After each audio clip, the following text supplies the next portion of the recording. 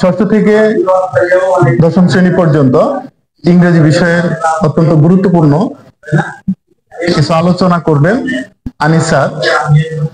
উনি ইংরেজি শিক্ষক, শিমলা বাজার শাখা। আনিস স্যারকে শুরুতে ডেকে আনছি। আনিস স্যার বিষয়ভিত্তিক ইংরেজি বিষয়ে আলোচনা করবেন। ধন্যবাদ আপনাদেরকে।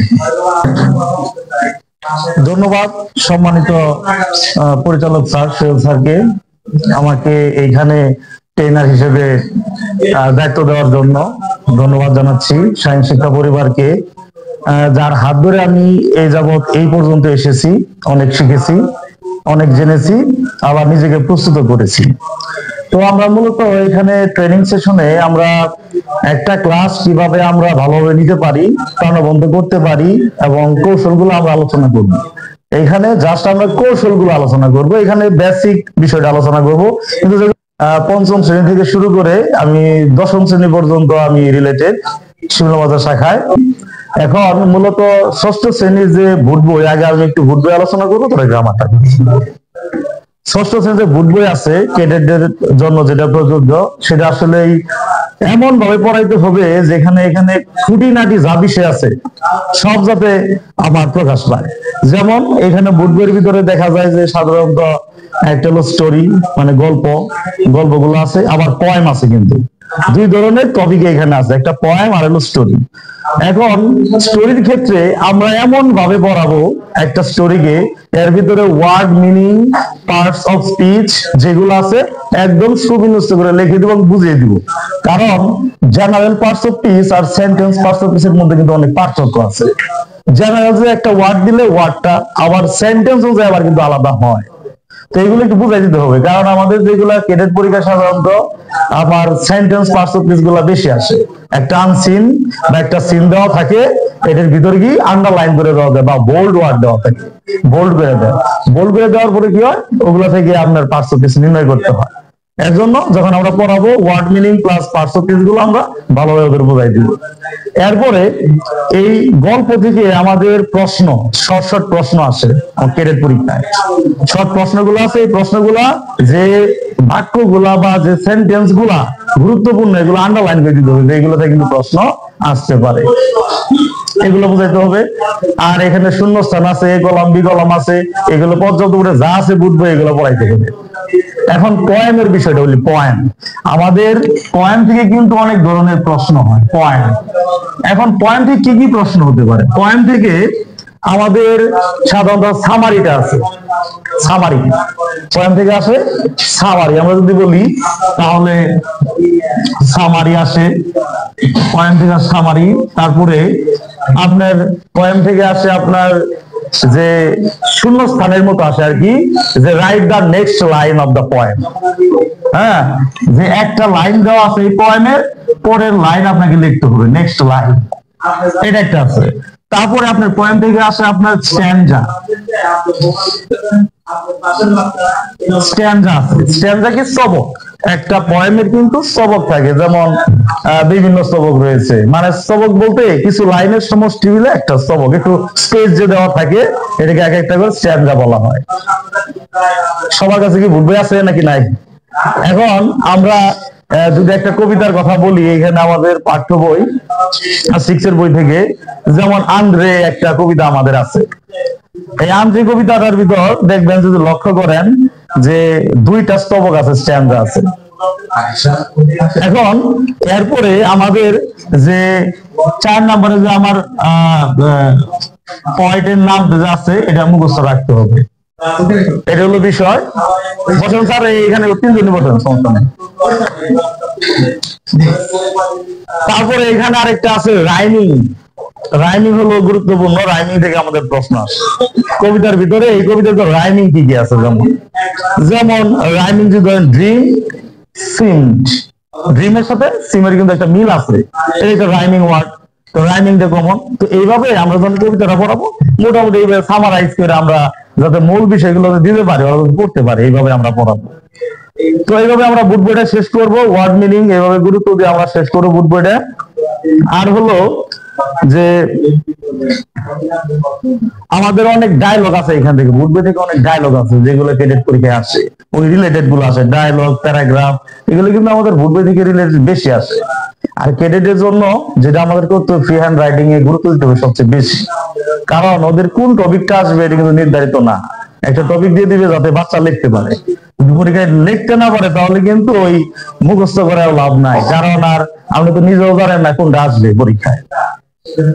এর জন্য ফ্রি হ্যান্ড রাইটিং হলো এখানে গুরুত্বপূর্ণ, এটা শিখাইতে হবে, আমরা কিছু কিছু করে শিখাবো। আসলে এই ক্যাডেট প্রোগ্রামটার মানে ভালো করার জন্য 3-4 থেকে আসলে উদ্যোগ নেওয়া উচিত। যদি 3-4 থেকে উদ্যোগ নেওয়া যায় তাহলে মোটামুটি ষষ্ঠ শ্রেণীতে আসার পরে ওকে ভালোভাবে আরো তৈরি করা যায়। এই হলো মূল বিষয়। তো বুট বৈকেন্দ্রিক এভাবে আমরা পড়া পড়বো। আর এখন বুট ব্যবহার, আমরা যে বুটটা ব্যবহার করি, বুটের কিন্তু ব্যবহারের কৌশল আছে। বুট ব্যবহারটা আমরা লেখার সময় যেভাবে লিখি, হ্যাঁ আমরা লিখি এইভাবে লিখি, এটা হলো ভুল, রং পদ্ধতি লেখা। আমাদের স্টাইলে থাকতে হবে যেভাবে, যাতে আমাদের ব্যাগ, এই ব্যাগটা যাতে শো না করে বাচ্চারা যাতে দেখতে না পারে, আমাদের লিখতে হবে যেভাবে। আমি একটু টপিক এইভাবে লিখবো, এটা আমাদের বুট ব্যবহার করার নিয়ম। আর বাচ্চাদের সাথে অবশ্যই মার্জিত ভাষায় কথা বলতে হবে, কোন গ্রাম্য ভাষা ব্যবহার করা যাবে না, এটা পরিত্যাগ করতে হবে। এবং আপনার পোশাক আশাক কিন্তু অন্যরকম থাকতে হবে, যে না যাতে বাচ্চারা আপনাকে মোটামুটি শ্রদ্ধা করে সম্মান দেয়, কি ভয়ও পাই কিছু, এটাও থাকতে হবে। আর হলো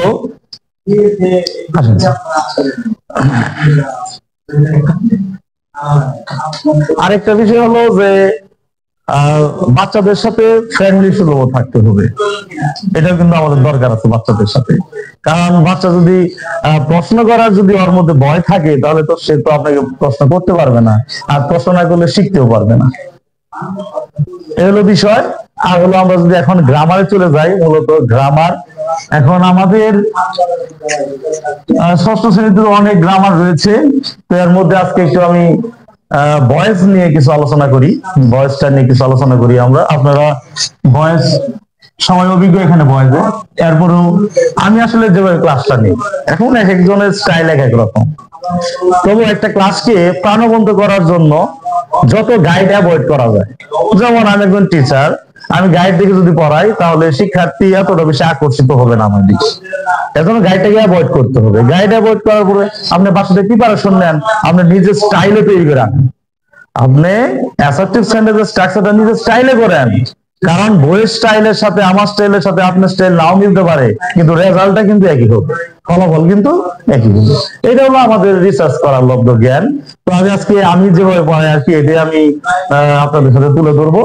হ্যাঁ, তো একটা বয়সে যদি আমরা একদম শুরু থেকে শুরু করি, মানে শুধু বেসিক গুলো আলোচনা করবো, যেগুলো মুখস্থ আছে এগুলো মুখস্থ থাকলে পাওয়া যাবে, নিলে না, ঠিক আছে বিষয়টা। মানে বেসিক থেকে যদি আলোচনা করি একটা বয়সে, যে বয়সে যদি সংজ্ঞার কথা আমরা বলি, বয়সে যদি সংজ্ঞার কথা আমরা বলি, যে আসলে বয়সটা কি, যে আমি ভাত খাই আমার দ্বারা খাওয়া হয়, তাই তো বিষয়টা। বাংলা কথা কিন্তু একটাই না, আমি ভাত খাই আর আমার দ্বারা খাওয়া হয়, কথা কিন্তু একটাই, খালি ঘুরাই দেখায়। তার মানে এখানে ক্রিয়াটা যে প্রকাশ করলাম, এই ক্রিয়া প্রকাশের ভঙ্গিমাটা একটু আলাদা হলো, ধরনটা একটু চেঞ্জ হলো। তার মানে আমরা শর্ট করে বলতে পারি ক্রিয়া প্রকাশের বিভিন্ন ধরনকে বলা হয় ভয়েস, বলা যায় না? তাহলে আমরা বলতে পারি এত বড় সংজ্ঞা শিখে লাভ নাই, কারণ আমার 6, 7, 8, 9, 10 কোনো সংজ্ঞার ভ্যালু নাই, কিন্তু বোঝার দরকার আছে। এরপরে আমরা এটা বললাম, একটা উদাহরণ দিয়ে দিলাম, যে বাংলা দিলাম যে দেখো আমি ভাত খাই আর আমার দ্বারা খাওয়া হয়, তাহলে এর মধ্যে কোনো পার্থক্য আছে কি নাই? কোনো নাই। কিন্তু দেখো আমি ভাত খাই, এখানে আমি নিজে সাবজেক্ট সক্রিয় আছি, কিন্তু আমার দ্বারা ভাত খাওয়া হয়, আমি কিন্তু সাবজেক্ট এখানে সক্রিয় নাই। তাহলে ভয়েস হলো কয় প্রকার? 2 প্রকার, অ্যাক্টিভ ভয়েস, প্যাসিভ ভয়েস। এখন অ্যাক্টিভ মানে কি? সক্রিয়। তার মানে যে ভাইকে সাবজেক্ট সক্রিয় আছে সেটা হলো অ্যাক্টিভ, যেমন আমি ভাত খাই, তোমরা একটু আগে শুনলা। তারপরে আছে কি প্যাসিভ ভয়েস, তার মানে কি এখানে সাবজেক্টটার ভূমিকা নাই, মানে নিষ্ক্রিয় আর কি, এজন্য এটাকে প্যাসিভ ভয়েস বলা হয়েছে। যেমন আমার দ্বারা ভাত খাওয়া হয়, আমি সরাসরি খাই না, আমার দ্বারা খাওয়া হয়, তাহলে মোটামুটি কিন্তু আমার এজেন্টের কাজ করছে আর কি। হ্যাঁ, তাহলে কিন্তু মোটামুটি আমার সংজ্ঞাটা হয়ে গেল, সব হয়ে গেল। এখন ভয়েস চেঞ্জের বিষয় যদি আমরা, এটা গেল ভয়েস ভয়েস চেঞ্জের বিষয়ে যদি আমরা আসি, তাহলে এই ভয়েস চেঞ্জের মধ্যে কিছু বেসিক জিনিস আইটেম আমার আছে। যে কি বেসিক আইটেম, সেটা হলো একটা ভয়েস চেঞ্জ করার জন্য আগে জানতে হবে টেন্স পরিবর্তন। আগে কি জানতে হয়? টেন্স পরিবর্তন। টেন্স পরিবর্তন আমাকে জানতে হবে। 2 নাম্বার কি জানতে হবে? জানতে হবে পার্সন পরিবর্তন জানতে হবে। এখানে পার্সন পরিবর্তন জানতে হবে। 3 নাম্বার আমার কি জানতে হবে? জানতে হবে স্ট্রাকচার পরিবর্তন জানতে হবে। আমরা যদি মোটামুটি এই 3টা স্ট্রাকচার আমরা 3টা আইটেম যদি পরিবর্তন করতে পারি একটা ভয়েসের মধ্যে, তাহলে কিন্তু অটোমেটিক ভয়েস চেঞ্জ হয়ে গেল। এখন এই 3টা পরিবর্তনের ক্ষেত্রে আমাদের বিভিন্ন কৌশল আমরা অবলম্বন করতে পারি। যেমন কি, যে আমরা যদি বলি যে এই টেন্সের মধ্যে সাধারণত 9টি টেন্সের মধ্যে কিন্তু ভয়েস সংগঠিত হয়। তারপরে আপনার সেন্টেন্স যদি বলেন, সেন্টেন্সের ক্ষেত্রে 3টা সেন্টেন্সের ক্ষেত্রে কিন্তু আমাদের ভয়েস হয়। তাহলে মোটামুটি আমরা একটা বেসিক তথ্য, এগুলা শিক্ষার্থীরা বললেই ওরা বুঝতে পারবে, এগুলো এত হার্ড এন্ড ফাস্ট না কিছু। তাহলে মোটামুটি আমরা 9টা টেন্স 3টা সেন্টেন্সের মধ্যে আমরা ভয়েস করতে পারি। এরপরে এই যে ভয়েস চেঞ্জের বিষয়টা আছে 9টা, এটি কিন্তু আমরা ইজিলি একটা টেকনিকে কিন্তু আমরা বাচ্চাদেরকে বুঝাই দিতে পারি। ইজিলি একটা টেকনিক, সেটা কি, যে 9টা টেন্স মনে রাখা একটু কঠিন মনে হতে পারে, কিন্তু শর্টকাট টেকনিক যদি আমরা দেই, তাহলে আমরা একটা গড় আকারে দিয়ে আমরা এখানে আমরা লিখতে পারি যে ডু, ডাজ, অথবা ভার্বের 1 যদি আমাদের থাকে, তাহলে এখানে am is are হয়, am is are হয়। আর এখানে আমাদের যদি ইন থাকে, ইন থাকলে এখানে বিং যুক্ত করতে হবে। মানে শর্টকাট টেকনিক, যেমন আমরা এগুলো উদাহরণ দিলে বাচ্চারা বুঝতে পারবে। যেমন am is are plus verb plus ing, এখানে কিন্তু ইং আছে, তাহলে ওর সাথে বিং, ওই ভার্বের সাথেই বিং করতে হবে। was are plus verb plus ing, ওই was are এর সাথে বিং যুক্ত করতে হবে। তাহলে shall be, will be modal ভার্বের সাথে বি যদি থাকে, যত মডাল ভার্ব আছে, বি আছে, ভার্ব প্লাস ing আছে, তাহলে আমরা এখানে ইং যুক্ত করলে, আমরা বিং যুক্ত করলেই হয়ে যেতেছে। তাহলে আমরা কিন্তু দেখেন এখানে 3টা টেন্সের কাজ করবে। তাহলে এই শর্ট উপায় কিন্তু আমরা পড়াইতে পারি। আবার এইখানে আমরা ভার্বের 3 থাকলে বিন যুক্ত করে দিব, ওই ভার্বের সাথে যে ভার্বটা ওর সাথে শুধু বিন যুক্ত করলে হয়ে যাবে। এখানেও আবার 3টা টেন্স প্রকাশ পাইতেছে। যেমন হ্যাভ এস প্লাস ভার্বের 3, তাহলে শুধু বিন যুক্ত করে দেন। তারপরে হ্যাড প্লাস ভার্বের 3, হ্যাড বিন করে দেন। তারপরে মডাল ভার্ব প্লাস হ্যাভ যেগুলো আছে, এবারে বিন যুক্ত করে দেন। তাহলে কিন্তু আমাদের মোটামুটি এইখানেও 3টা টেন্স প্রকাশ পাইল। এরপরে আমরা লিখতে পারি ভার্বের টু ডিড থাকলে ওয়াজ আর বসে, ভার্বের টু ডিড থাকলে ওয়াজ আর বসে, এই হলো বিষয়। আরেকটা হলো যে যদি দেখেন যে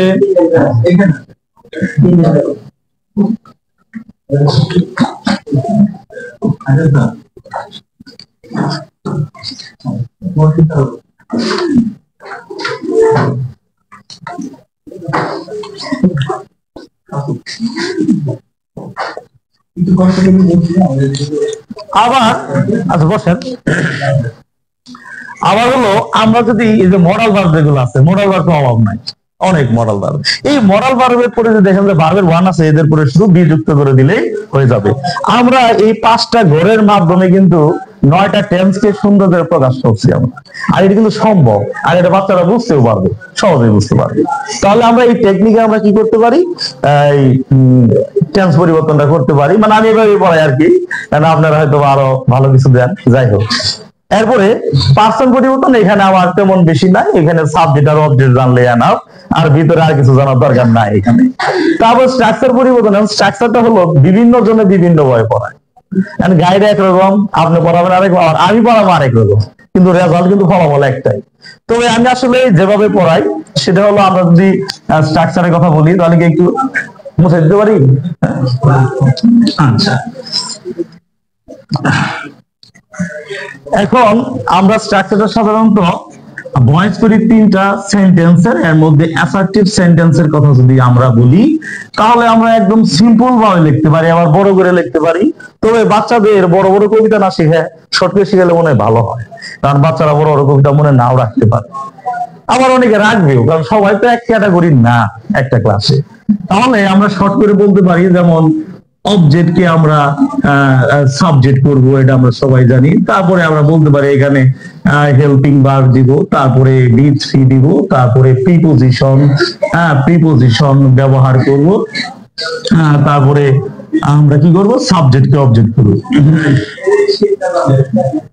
এটা হলো একটা বেসিক স্ট্রাকচার, মানে ছোট হইলো, কিন্তু হয়তো বড় করা যায়, কিন্তু এটা অনেক বড় করা যায়। আমরা এটা মোটামুটি বাক্যগুলো আমরা করতে পারি। যেমন একটা সিম্পল আগে বাক্য দেন, যেহেতু মানে কোনো শিখতেছে কেউ। একটা বাক্য লিখলাম, যেমন লিখলাম যে আই এম লার্নিং ইংলিশ। এই বাক্যটাকে যদি আমরা প্যাসিভ করি, একদম সোজা, সেটা হলো কি, অবজেক্টকে আগে সাবজেক্ট করে নিব। এখানে অবজেক্টটা কি, ইংলিশ। তাহলে আমরা এটাকে আমরা সাবজেক্ট করে নিলাম। সাবজেক্ট করে নিয়ে আমরা জানি যে এম ইজার আছে আর ইং আছে। দেখেন বড় বিষয় হলো কি, ইং আছে, ইং। তাহলে ইং থাকলে আমাদের কি করতে হয়েছে, বিং করতে হয়েছে। তার মানে এই এম ইজারের সাথেই বিং যুক্ত করতে হবে। এখন এখানে এম যার উদ্দেশ্য হলো আই আছে, কিন্তু এখন কি সাবজেক্ট কি আমার ইংলিশ, তাহলে ইজ বিং, ইজ বিং। তারপরে আমার কি আছে, আমার আছে আপনার ভার্বের থ্রি আছে। তাহলে ভার্ব কি, ভার্ব হলো লার্ন, লার্নে ভার্বের থ্রি টি দিলেও চলে, ইডি দিলেও চলে, দুইটাই রাইট, এখানে সমস্যা নাই। তারপরে প্রিপোজিশনের ক্ষেত্রে একটু বাচ্চাদের বুঝাবেন, এই যে প্রিপোজিশনটা আছে, এখানে অধিকাংশ ক্ষেত্রে আমরা বায়ের ব্যবহার করি। অধিকাংশ ক্ষেত্রে, কিছু কিছু আছে আলাদা, যেমন ননের সাথে টু বসে, শর্টের সাথে অ্যাড বসে, সিজ উইথ বসে, তারপরে টেলিকাস্ট ওভার বসে, কন্টেন্ট ইন বসে। এগুলো মুখস্থ, এগুলো কোনো বেসিক নেই। এগুলো মুখস্থ করলে ঠিক আছে, না এগুলো নেই, শেষ। তাহলে এগুলো আমরা বুঝাই দেবো আর কি, বাচ্চাদের লিখে দিলাম নোট আকারে। তারপরে বাই দিলাম, তারপর সাবজেক্ট অবজেক্ট করলাম। তাহলে আয়ের অবজেক্ট হলো মি। তাহলে ক্লিয়ার বিষয়টা, এইভাবে আমরা করতে পারি। এরপরে আরো এখানে আরো অনেক কিছু আছে, কারণ অ্যাসার্টিভ সেন্স কিন্তু বিশাল একটা টপিক। যেমন এখানে বাক্যের মধ্যে নট, নেভার, নো থাকতে পারে। তাহলে এটা আমরা কি করব, আমরা প্রথম যে আমার অক্সিলারি ভার্ব আছে এরপরে বসাই দিলাম। যেমন এখানে আছিল I am not learning English, তাহলে ইংলিশ ইজ নট, এই নটটা আমরা এখানে বসাই দিলাম। নেভার, নো, যেটা থাকে আমরা এটা বসাই দিলাম। এই হলো বিষয়টা। এরপরে আরো আছে এখানে অনেক কিছু আছে, যেমন কোয়াসিভেসিভ আছে, ফ্যাক্টিটিভ বা ডাবল অবজেক্ট আছে, কগনেট আছে, রিফ্লেক্সিভ আছে, রিসিপ্রোকাল আছে, অনেক ব্যবহার। তার বিফোর এর ব্যবহারটা আছে, হ্যাঁ, আরো অনেক কমপ্লেক্স সেন্টেন্স গুলো আছে। এগুলো আমরা এগুলো জাস্ট আমাদের মুখস্থের বিষয়টা করে দিব। আমরা লিখে দেবো, নোট আকারে লিখে দেবো। মানে আলোচনা যদি করি তাহলে 3-4 ঘন্টা একটা নিয়ে করা যাবে ইচ্ছা করলে, কিন্তু আসলে দেখো সবাই না, খালি বেসিকটা আমি এখানে আলোচনা করতেছি। এগুলো বিষয়টা। এখন আমাদের যেটা এখানে আমার একটা মানে জিনিস মনে হচ্ছে যে এই আপনার কোয়াসি প্যাসিভের ক্ষেত্রে আমাদের যেটা, হ্যাঁ, কোয়াসি প্যাসিভ, মানে কোয়াসি প্যাসিভ কিন্তু দুই ধরনের হয়। কোয়াসি প্যাসিভটা দুই ধরনের হয়, একটা হলো কমপ্লিমেন্ট যুক্ত হয় আর কমপ্লিমেন্ট ছাড়া হয়। যেমন আমরা যদি লিখি যে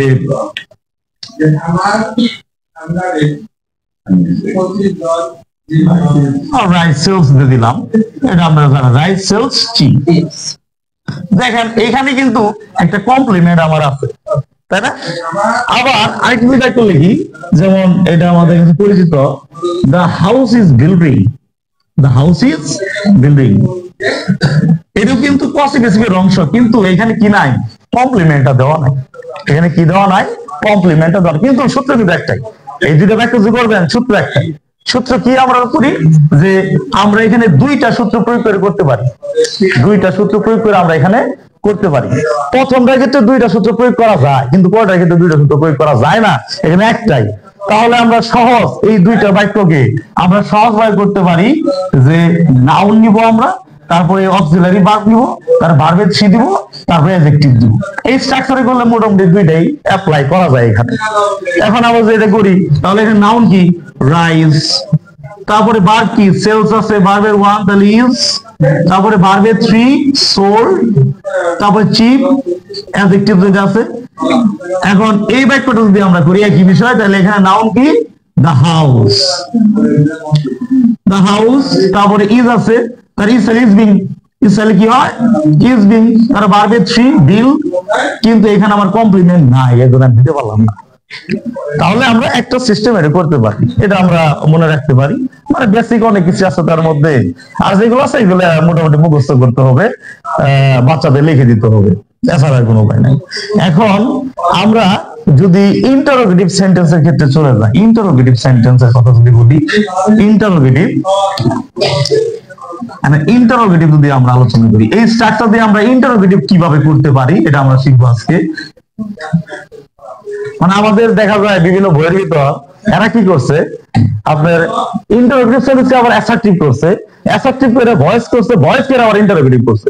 এই যে একটা লং প্রসেস, প্রক্রিয়া, এটা আসলে বাচ্চারা ওইভাবে আমার মনে হয় যে ওরা কমফোর্টেবল। আমরা যদি একটা শর্টকাট ওয়েতে করি তাহলে কিন্তু আমাদের জন্য ভালো হয়। আমরা এই বাক্যটাকে এই স্ট্রাকচার দিয়ে আমরা কি করতে পারি, ইন্টারোগেটিভ সেন্টেন্সের সমাধান করতে পারি। এখন আপনারা যদি ইন্টারোগেটিভ সেন্টেন্সের কথা যদি বলেন, তাহলে কিন্তু সাধারণত 3 ধরনের ইন্টারোগেটিভ সেন্টেন্স হয়, কিন্তু সাধারণত 2 ধরনের ইন্টারোগেটিভ সেন্টেন্সকে আমরা ভয়েস করে থাকি। হ্যাঁ, সেটা হলো যে ইয়েস নো কোয়েশ্চেন বলতে আমরা জানি ইয়েস নো কোয়েশ্চেন আছে, সেটা হলো হেল্পিং ভার্ব দ্বারা শুরু হবে সাধারণত।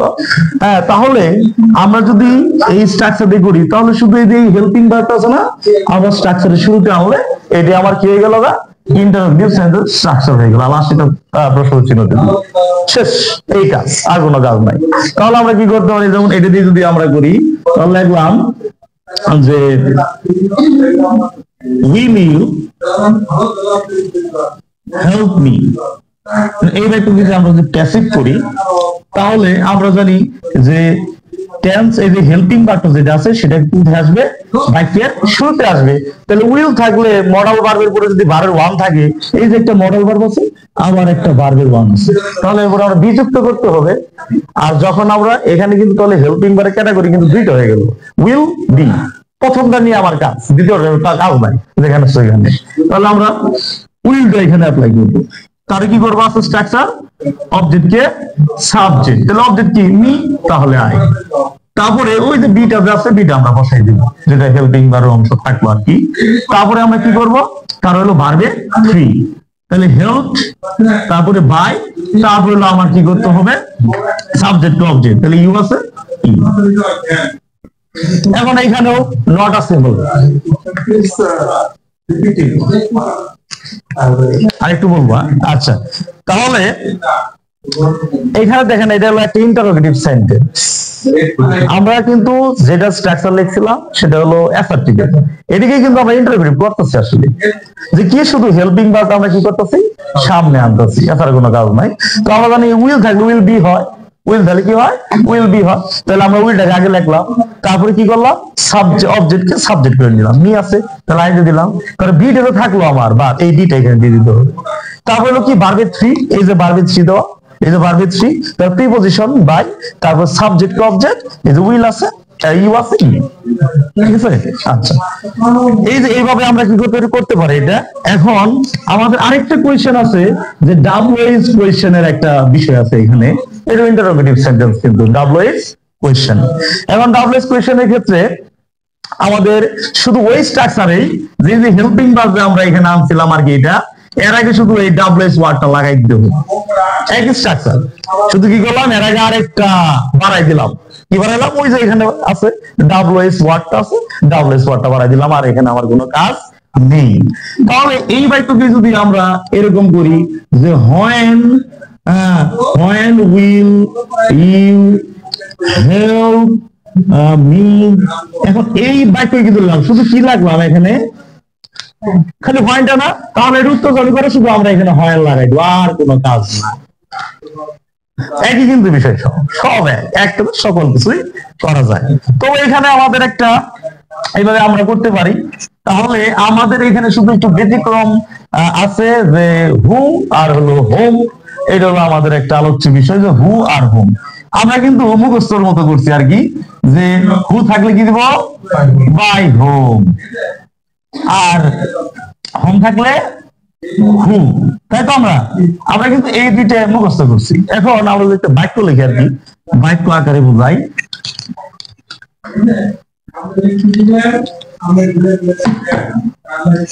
বাক্য আকারে বোঝাই, তাহলে লিখলাম যে হো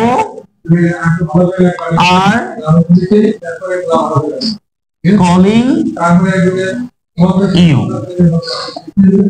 এখন এটাকে যদি আমরা প্যাসিভ করি তাহলে জন্টু দাঁড়াও দাঁড়াও। আচ্ছা, এটাকে যদি আমরা প্যাসিভ করি তাহলে এটার প্যাসিভটা কি হতে পারে? হ্যাঁ, হো থাকলে আমরা কিন্তু এখানে কি লিখবো? By home. তারপরে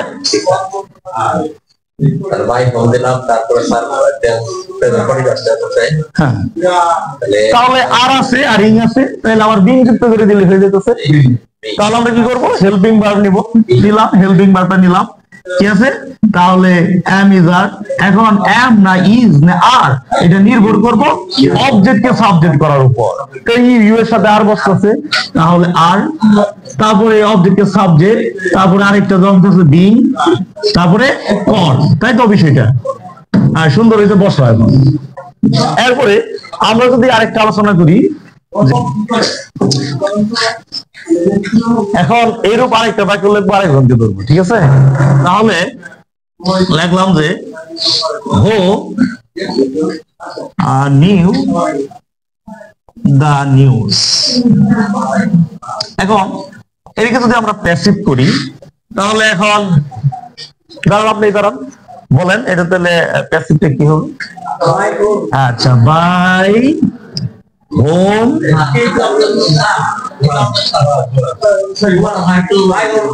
করে বাই হোম, তারপরে কি ওয়াজ। আপনি বলবেন আমি লিখবো, আমার কোনো কারণ পুরো এটা ছিল এখানে নিউজ আর নুন। আচ্ছা, তাহলে দেখেন আমরা কিন্তু এখানে আমরা আসলে বেসিক শিখছি যে কি হো থাকলে বাই হোম, কিন্তু আসলে বেসিকের কোনো মূল্য নাই। এই বেসিকটা একদম মনে হবে ইংলিশ। আপনার দেখছে আমি আপনার কথা শুনে আমি বুঝতে পারছি। ইয়েস, টু হবে রাইট অ্যান্সার। এটি আমি বলতেছি আমরা যে জায়গায় মুখস্থ করাই এটি কিন্তু একটা ভুল প্রক্রিয়া। এখানে বেসিক আছে, এটা মুখস্থ না, এটা বেসিক চলবে না। সেটা আমরা জানি যে এখানে আসলে আপনি যদি ধরেন যে আমরা এ যাবত বলতে স্যার হয় না, তো হয় দিচ্ছেন, তাহলে এটা থাকলে এটা দিবেন, তাহলে এখানে ঝামেলাটা কি? ঝামেলা আছে।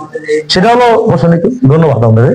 সেটা হলো এখানে আপনি যদি বুঝতে পারেন যে এই হু, হোম আর হোয়াট এই তিনটার মধ্যে একটা ব্যাপার আছে। কি ব্যাপার? এর বাইকে সাবজেক্ট হয়, অবজেক্ট হয়, এর বাইকে সাবজেক্ট হয়, অবজেক্ট হয়। আর অন্যান্য যেগুলো আছে, যেমন হোয়েন বলেন, হাউ বলেন, হোয়াই বলেন, হোয়ার বলেন, এগুলো কি জাস্ট একটা এক ভার্বের মতো কাজ করে, এদের কোনো পরিবর্তন নাই। এরা যেখানে আছে যে ডাবল এক্সপ্রেশন খালি আগে বসাই দিব, আর কোনো কাজ নাই। কিন্তু এই তিনটা বসানোর ক্ষেত্রে আমাদের হুঁশিয়ার থাকতে হবে যে সেটা কি আগেটা ঠিক ছিল। আগেটা কেন ঠিক ছিল? আপনি যদি এটা করতেন, দেখেন এটাকে যদি এই বাক্যটাকে যদি আমরা একটু স্ট্রাকচার অনুযায়ী ফেলাই, তাহলে আমরা অবজেক্টকে সাবজেক্ট করতাম না, বলেন তো? তাহলে ইউ থাকলে ইউ হইতো না এখানে, বুঝলেন বিষয়টা? তারপর যদি আমরা করতাম তাহলে হেল্পিং ভার্ব নিতাম না, তাহলে আমরা এখানে কি লিখতাম? আরবিং নিতাম না, এখানে আরবিং নিতাম কিনা, কর নিতাম কিনা। তারপরে কি করতাম? আমরা বাই দিতাম, বাই দিয়ে সাবজেক্ট অবজেক্ট করতাম না। সাবজেক্ট কি হু, তাহলে হু এর অবজেক্ট কি? হোম না, হোম কি না? কিন্তু আমরা কি জানি? আমরা তো জানি যে ইন্টারোগেটিভ সেন্টেন্সে ডাব্লিউ শর্ট আগে বসে, এজন্য এই যে বাই হোমটা আগে আইসা এই যে এই উত্তরটা হচ্ছে, এই রেজাল্টটা হচ্ছে। এমনি কিন্তু হয় না এটা। এই রেজাল্টটা হলো উদ্দেশ্য হলো কি? এই যে বাই হোম। কিন্তু আপনাকে যদি এটাকে প্যাসিভ করেন তাহলে কি করবেন? অবজেক্টকে সাবজেক্ট করবেন, সাধারণ বিষয়, দা নিউজ করবেন, তারপরে কি ওয়াচ করবেন, তারপরে ভার্বের থ্রি করবেন, তারপরে এখন ননের সাথে টু বসে তার সাবজেক্ট অবজেক্ট করবেন না। সাবজেক্ট কি হু, এর অবজেক্ট কি? হোম না। এই যে এর জন্য এই টু হোমটা আগে দিতে হবে, এই জন্য উত্তরটা এখানে কি হবে? টু হোম হবে। এটা হলো বেসিক, এটা মুখস্থ না। যেখানে বেসিক আছে সেখানে আলোচনা করা যায়, আর এটা মুখস্থ এখানে আর আমাদের কিছু করার নাই। আচ্ছা, হ্যাঁ, অন্য যে কোনোটা হতে পারে, এর জন্য বুঝলেন না। আমরা যেহেতু একটা বুঝতে পারছি, এখন ওর বসাইতে পারবো মোটামুটি, কারণ আমরা একটা কিন্তু ক্লিয়ার হয়ে গেছে। কারণ আরেকটা বাক্য কিন্তু এরকমই আর কি একটা বাক্য, যখন লিখলাম যে হু ডাজ হি হেল্প। এখন আরেকজন দাঁড়ান, আপনি দাঁড়ান, তাহলে এটার প্যাসিভটা কি হবে আমার? ও ডাজ হি হেল্প। আর একটা বাক্য লিখলাম বাই হোপ বসেন, সেটা আমি বুঝাই দিই, এটা হয় নাই, সেটা হলো সেন্টেন্স হয় নাই, বলেছে সেন্টেন্স কি আমার ভুল হলো তাহলে? হ্যাঁ সেন্টেন্স ভুল হলো?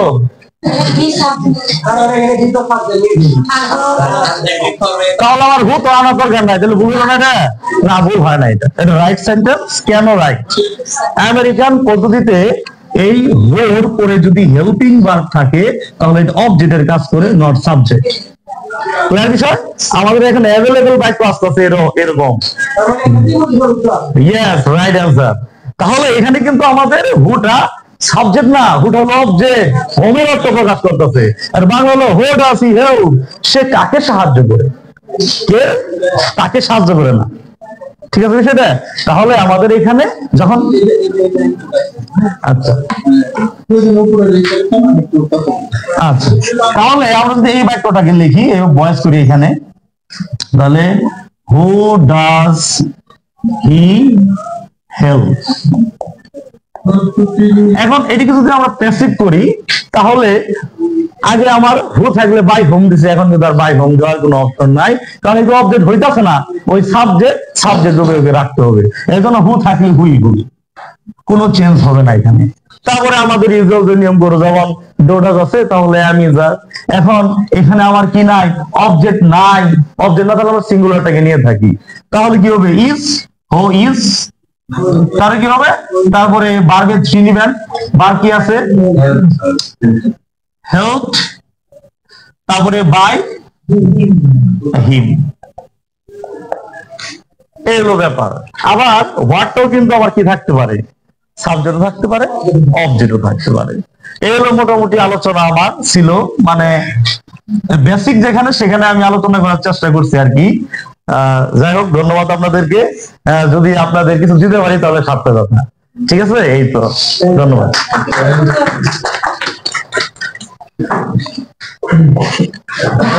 ধন্যবাদ। আমি স্যারের ক্লাসটা আমার কাছে, মানে আপনাদের কাছে কেমন লাগছে সেটা জিজ্ঞেস করার অবকাশ নাই, কিন্তু আমার অনুভূতি, আমার যে প্রত্যাশা, সেই প্রত্যাশার চাইতে বেশি কিছু আমি পেয়েছি বলে মনে করি। বিশেষ করে এই যে ভয়েস সম্পর্কে যে তিনি একেবারে বেসিক লেভেলের যে আলোচনাটা যেভাবে উপস্থাপন করছেন, একেবারে এক্সিলেন্ট পর্যায়ের উপস্থাপনা হয়েছে আমার কাছে।